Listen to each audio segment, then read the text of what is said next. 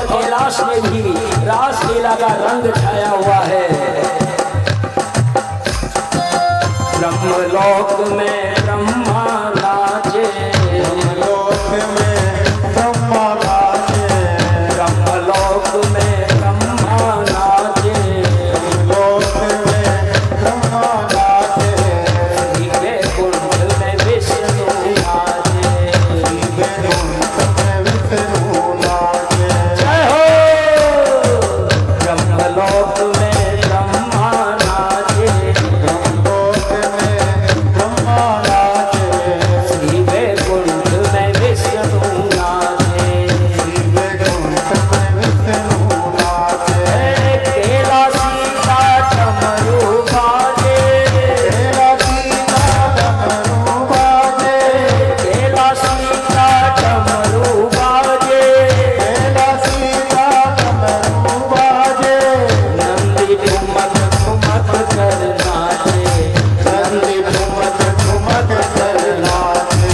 माँ संग शिवगण उचारे, माँ संग शिवगण उचारे, रास रंगी रंगी, माँ संग शिवगण उचारे, रास रंगी रंगी, मन में श्याम पधारे, रास रंगी रंगी, रास है रास है मधुबन में श्याम पधारे, रास रंगी रंगी, में श्याम पधारे, रास रंगी रंगी। गोविंदा गोविंदा गोविंदा गोविंदा गोविंदा गोविंदा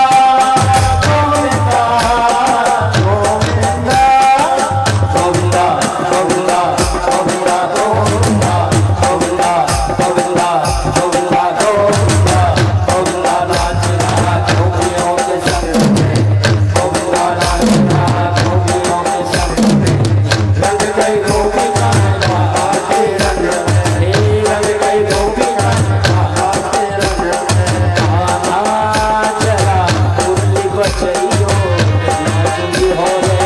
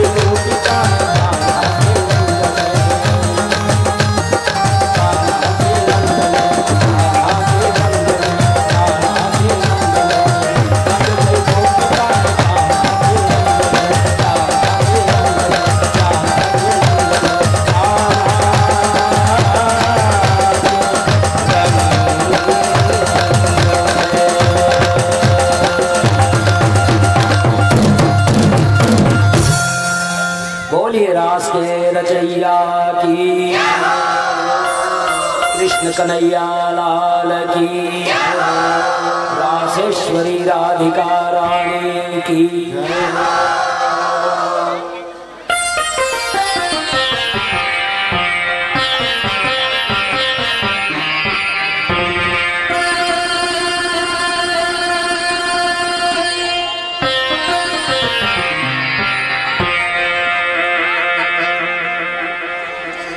एक शरद पूनम की रात में हजारों दिव्य रात्रियों का विलय हो गया और ये कितनी लंबी हो गई इसका अनुमान भी नहीं लगाया जा सकता। और इस रास का धमाल केवल भारतवर्ष में नहीं रहा बल्कि 3 लोक 14 भवन में हो गया। और कैलाश में भगवती पार्वती बन ठन करके और जाने लगी तो भोलेनाथ बोले कि अरे पार्वती कहाँ जा रहे हो? कि मैं जा रहे हूँ वृंदावन में। बोले वृंदावन में क्यों जा रहे हो? रास रचाया जा रहा है, कृष्ण का रास है, उसमें जा रही हूँ। भोलेनाथ ने कहा कि मैं भी चलूंगा। तो पार्वती जी ने कहा कि मैं वहां पुरुषों का प्रवेश वर्जित है। तो देख पार्वती, मेरी तो इच्छा है जाने की, तो कुछ भी कर, मुझे तो जाना है।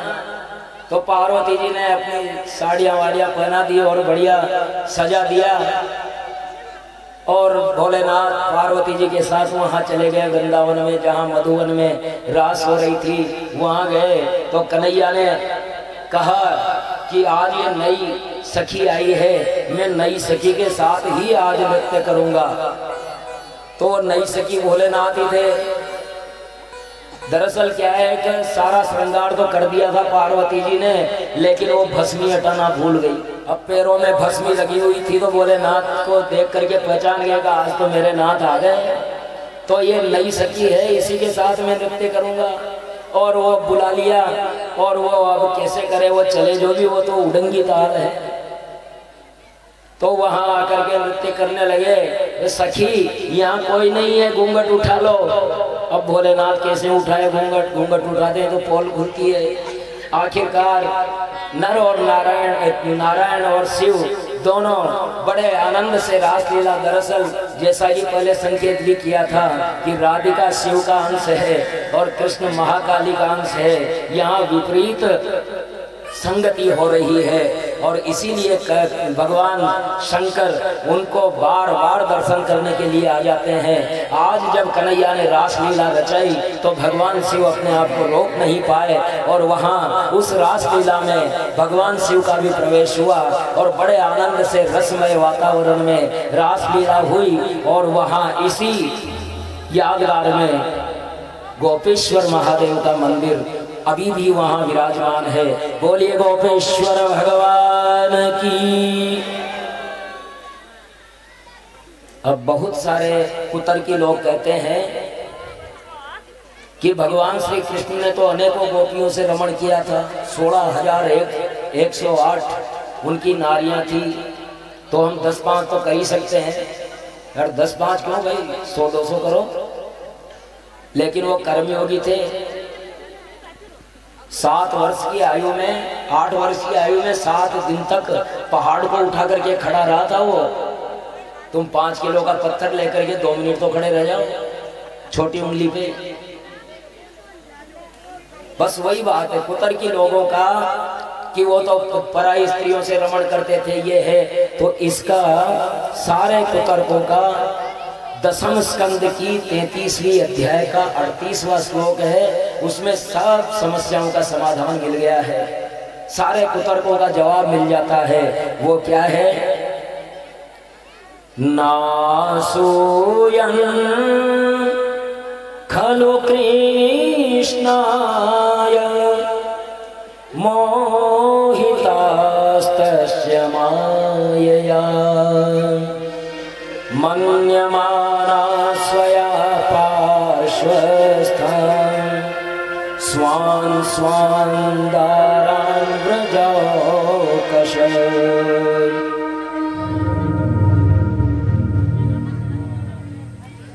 गोपिकाओं की श्री कृष्ण में तनिक भी दोष दृष्टि नहीं थी, क्योंकि गोपिकाओं के शरीर तो उनके पतियों के पास ही थे। ये तो लीला ही दिव्य थी, जैसा कि जन्म से पहले ही बता दिया गया था ब्रह्मा जी ने कि देवताओं तुम जाकर के अपने अंशों से अवतार ले लो। तो ये तो देवांश थे और देवता तो नारायण के अंश है। अब वो अपने आप में रमण कर रहे हैं तो तुम्हें चिढ़ क्यों हो रही है भाई? कुतर्कियों अपने आप में रमण कर रहे हैं। उनके जो शरीर थे वो तो उनके पतियों के पास थे। तो अल्लाह के श्रवण से, इसके वर्णन से काम जनित रोग से मुक्त हो जाता है प्राणी, चाहे वो स्त्री है या पुरुष है। भगवान की पराभक्ति उसे पाता है। और इस प्रकार भगवान बड़े आनंद से अपनी लीलाएं कर रहे हैं और सब ब्रजवासियों को आनंद दे रहे हैं।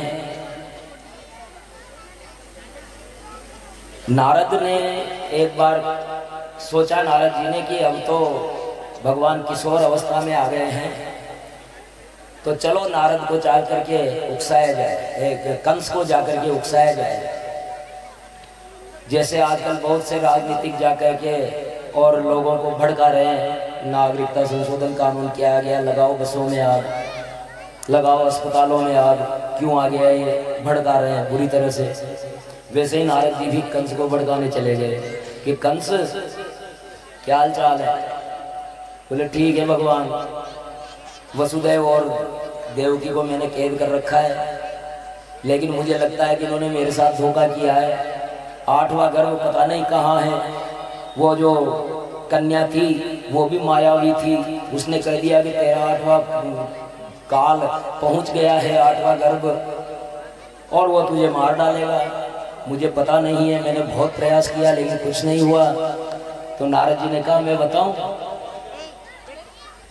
अरे वो नंद गांव में नंद बाबा के 2 छोरे हैं ना, वही कृष्ण बलराम है, वो वसुदेव के हैं। और तू केवल 8वें के भरोसे, 7वां और 8वां दोनों ही वही हैं। तो कंस वसुदेव को मारने के लिए उद्यत हुआ।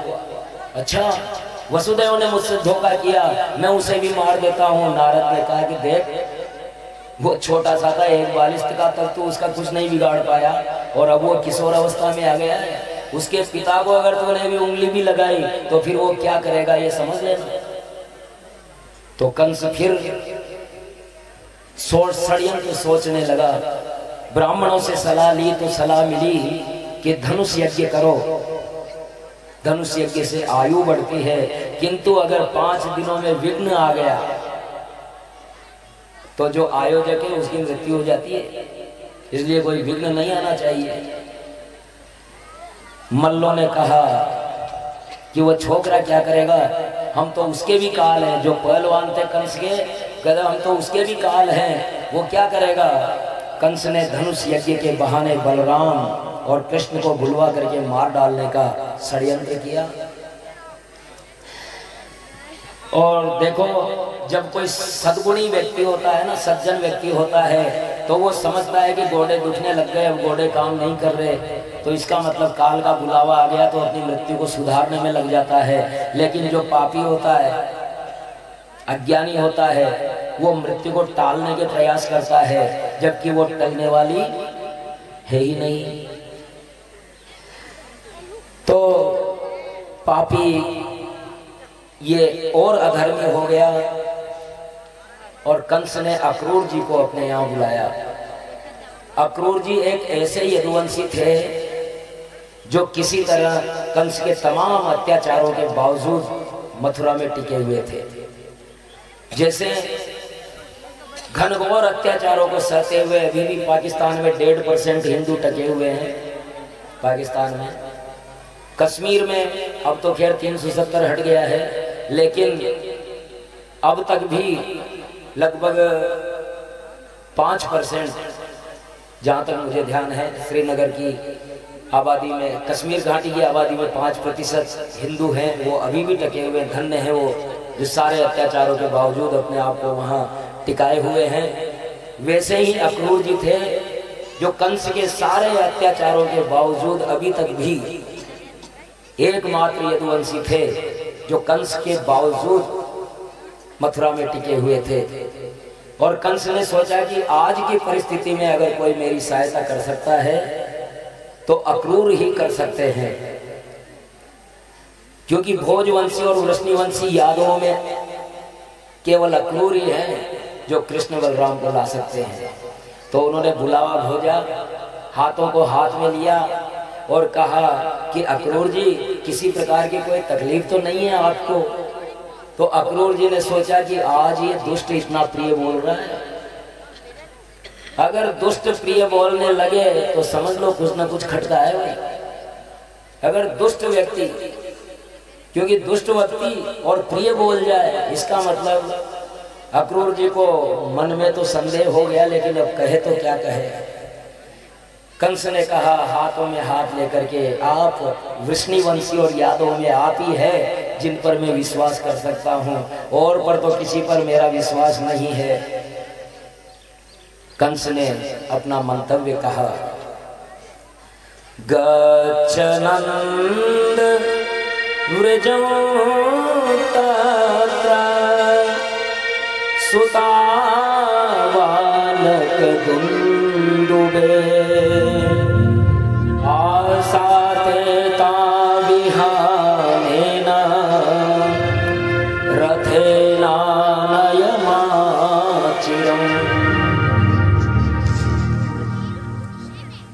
हे अक्रूर जी, राम और कृष्ण, बलराम श्री कृष्ण जो मेरी मृत्यु के कारण है, उनको आप किसी भी तरह से यहां ले आओ। वहां केवल इतना कहना है कि वे लोग धनुष यज्ञ के दर्शन करने यदुवंशियों की राजधानी मथुरा देखने आए हैं। राम श्याम को मैं मार डालूंगा। अक्रूर जी ने कहा कि कर्म तो हमारा है, फल हमारे हाथ में नहीं है, फिर भी मैं आपकी बात मानूंगा। कंस साक्षात मृत्यु को ही आमंत्रण भेज रहा है। जब नाश मनुष्य पर छाता है, पहले विवेक मर जाता है। तो कंस अपनी मृत्यु को ही आमंत्रण भेजने की कोशिश कर रहा है। कंस साक्षात अपनी मृत्यु को आमंत्रण भेजने के लिए अक्रूर को भेजते हैं, और इस प्रकार अक्रूर जी तो कृष्ण दर्शन के लिए अधीर हो गए। अक्रूर जी को पता लगा, उनको विश्वास हो गया कि अब मैं कृष्ण के दर्शन पाऊंगा, तो उन्हें पराभक्ति उभर आई। भगवान के अवतार हैं कृष्ण, और वे मुझे कहीं ऐसा तो नहीं मानेंगे कि ये कंस का पक्षपाती है, तो मुझे स्वीकार तो करेंगे। काका कह करके मुझे बोलेंगे या नहीं बोलेंगे, मुझे सम्मान देंगे या मेरा अपमान कर देंगे, मुझे अपमान का कोई परवाह नहीं है, लेकिन वो मुझे स्वीकार तो करेंगे। मेरा बड़ा सौभाग्य है कि आज मुझे प्रभु के दर्शन होने वाले हैं। ये सोचते हुए अक्रूर जी ब्रजमंडल में जाते हैं। मानसिक संकल्प में बड़ी शक्ति है।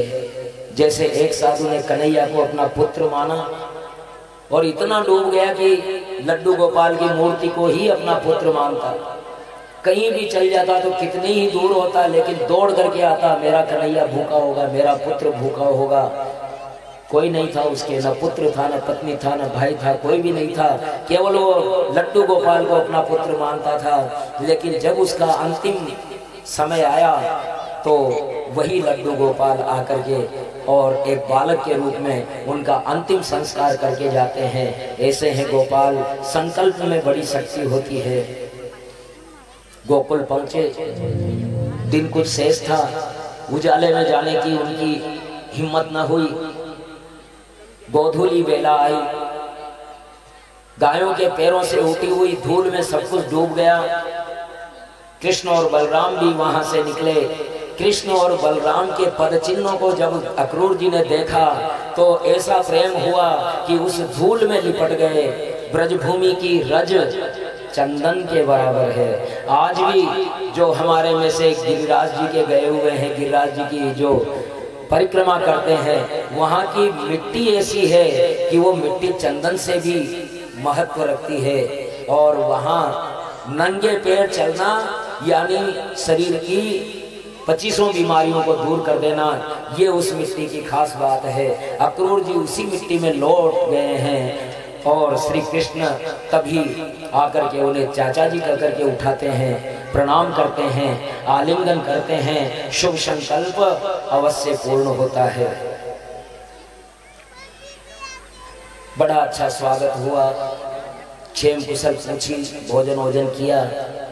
और अक्रूर जी नंद बाबा से कहते हैं कि देखो, आप सबको कंस की ओर से आमंत्रण देने आया हूँ। मथुरा में धनुष यज्ञ है, आप सब व्यवस्था करने आए, किंतु कृष्ण बलराम के लिए स्वर्ण रथ आया है। नंद बाबा बोले मैं तो कंस को कर देता हूँ, इसलिए रथ भेजा। नंद बाबा ने पूरे गोकुल को संवाद भेज दिया कि इस तरह से कंस मथुरा में धनुष यज्ञ कर रहा है, सभी को चलना है, बड़ा उत्सव हो रहा है। यशोदा को बड़ा दुख हुआ, अगर कन्हैया गोकुल में नहीं रहा तो गोकुल उजाड़ हो जाएगा। नंद बाबा उन्हें समझाते हैं, देखो यशोदा, कन्हैया तो कभी हमारा था ही नहीं, ये तो वसुदेव का लड़का है, हमें इतना सौभाग्य मिला, ये हमारे लिए बहुत बड़ी बात है। लेकिन मैया रोने लगी, कैसे जी पाऊंगी मैं कन्हैया के बिना, माता को नींद न आई। कन्हैया ने आश्वासन दिया कि मैया मैं आऊंगा, लेकिन कब आऊंगा ये नहीं कहा। जब गोपिकाओं को समाचार मिला तो दौड़ पड़ी, कुछ भी हो जाए हम कन्हैया को जाने न देंगे। मार्ग अवरोधन कर दिया। राधिका जी को प्रथम वियोग हुआ तो अचेत हो गए। राधिका जी ने जैसे ही सुना कि कन्हैया मथुरा जा रहे, मथुरा में ब्रज छोड़ करके जा रहे हैं, अचेत हो गई राधिका जी।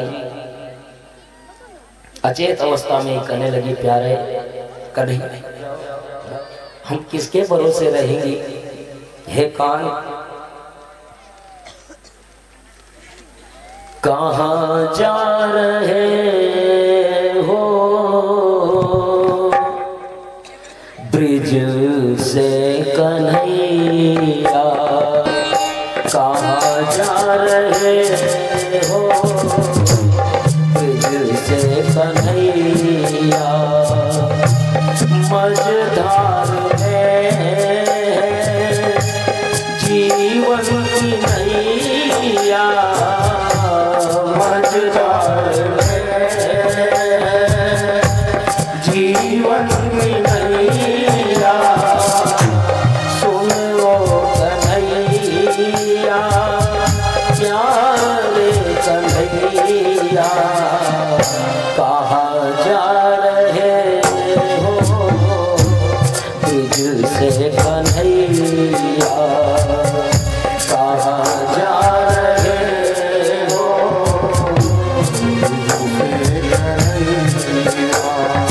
आना आना आना मेरे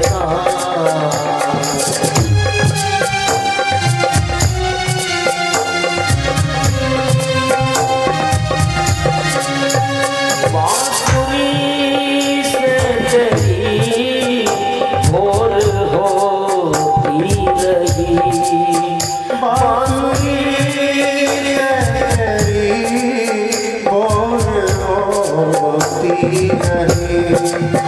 वंशी बन गूंजता रात गाती रही, बंसी बन गूंजता रात जाती, कहाँ जा रहे हो,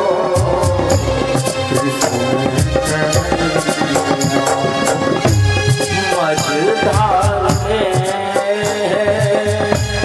जीवन की नैया, मझधार में जीवन की नैया, सुन हो कन्हैया प्यारे कन्हैया कहाँ जा रहे हो, ब्रिज से कन्हैया कहाँ जा रहे हो, ब्रिज से कन्हैया।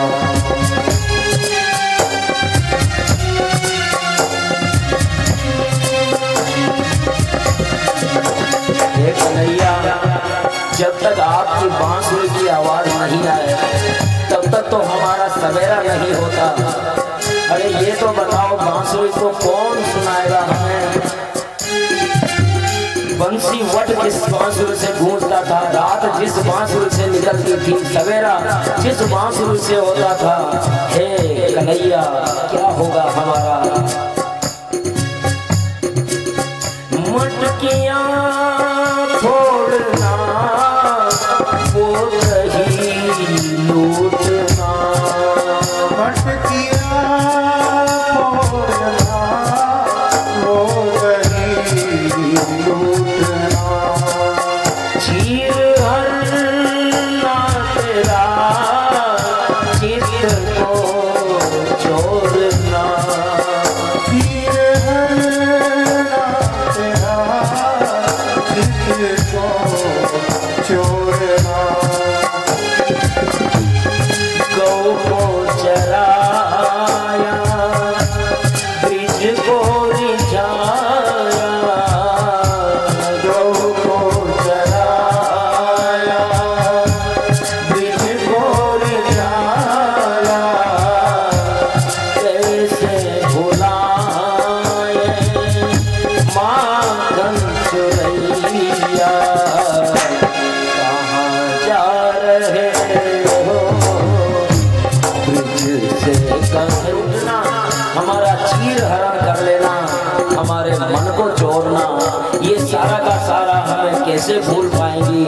हे कन्हैया तूने गायों को चराया, ब्रज को रिझाया, अब हमें किसके भरोसे छोड़ के जा रहे हो। हे कन्हैया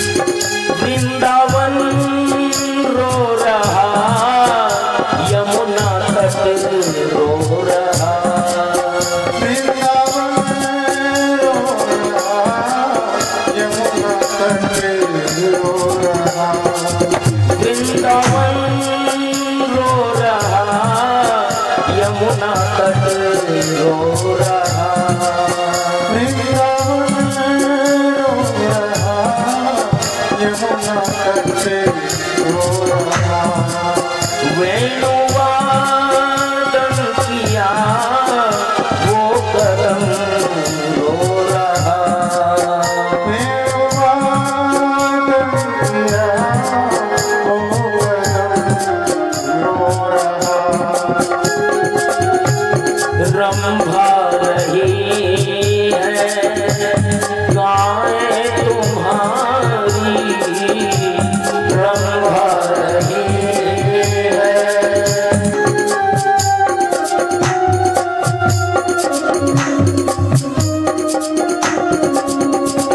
अक्रूर जी को ये समझ में नहीं आ रहा था कि क्या करें कैसे करें। उन्होंने कृष्ण भगवान की तरफ देखा, कृष्ण भगवान की तरफ देखा तो कृष्ण भगवान ने गोपिकाओं से कहा, गोपिकाओं मैं आऊंगा, मैं आऊंगा, मैं और आऊंगा, ये दो शब्द गोपिकाओं के लिए प्राणवायु सिद्ध हुए और इन दो शब्दों के सहारे उन्होंने विरह को स्वीकार कर लिया और विधाता को दोष देने लगे। एवं ध्रुवाणा विरहातुरा कृष्ण विजयकृष्ण विषाद मानसा विषयजला रुरुदु सुमस्वरम् गोविंद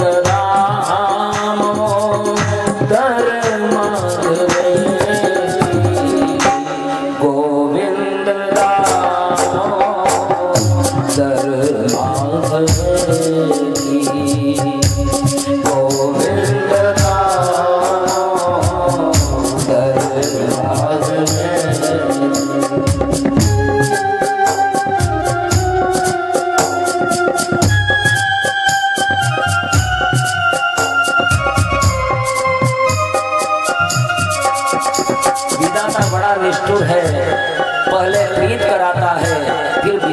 रहता है। लेकिन अब जब तक वो रथ दिखता रहा तब तक तो गोपिकाएं देखती रहीं, लेकिन दिखते दिखते वो छोटे से बिंदु में परिवर्तित हुआ, धूल की ओट में खो गया।